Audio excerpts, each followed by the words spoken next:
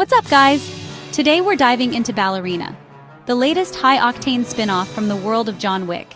And even though calling it the John Wick universe feels a little weird at this point, I mean, the guy's not the only assassin out there, right? Maybe it's time to call it something like the Continental Chronicles. I don't know. We'll let the studio figure that out. Anyway, Ballerina is here, it's explosive, and yes, Ana de Armas is kicking all kinds of ass. But is it a worthy addition to the franchise or just another cash-in with a familiar name? Let's break it down. So Ballerina is directed by Len Wiseman. You probably know him from Underworld and Live Free or Die Hard. And it stars Ana de Armas as Eve, a deadly trained operative from the same mysterious Ruska Roma background that gave us John Wick himself. Now I'll be honest, the movie takes a little time to get rolling. We get Eve's backstory, her training, her missions. It's a slower burn than your typical John Wick sequel. Think more John Wick 1 setup with a longer fuse before the explosion. But here's the thing.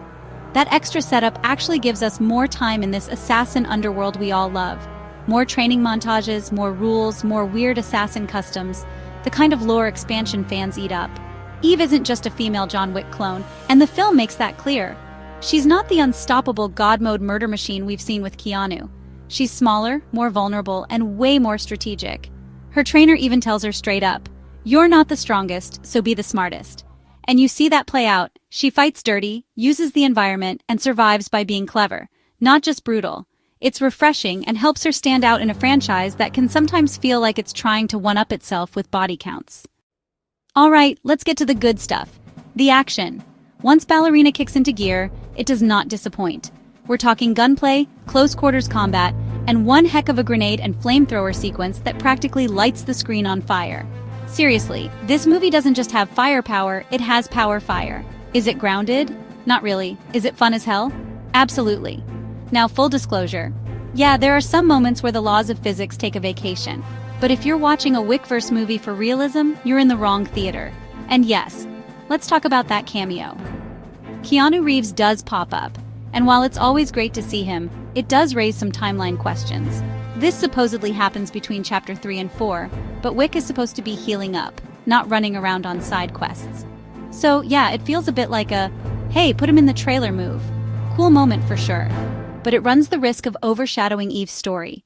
You want the audience walking out thinking about her, not just the guy who made the universe famous. One of the best parts of these movies is how they build the world. And Ballerina does that to an extent. But the third act, let's just say there's a reveal that feels kind of pointless. Like they introduced something big but didn't know what to do with it. It's not a deal breaker, but it adds to this growing sense that the franchise might be starting to trip over its own complexity. The original John Wick was simple. Revenge, dog, headshots, clean and effective. Now we've got lectures about titles and mythical assassin lore that don't really pay off. All that said, Ana de Armas is fantastic. You knew she had the chops from No Time to Die, and this film proves she can carry an action movie all on her own. She brings intensity, grace, and some real emotional grounding to the role. Also, seeing Lance Reddick one last time, that hit hard. A nice tribute, even if it's bittersweet. So yeah, Ballerina isn't perfect, but it's a fun, stylish ride with solid action, a strong lead, and just enough world building to keep things interesting. Not as lean and mean as John Wick, but definitely worth checking out if you're into the universe. Have you seen it yet?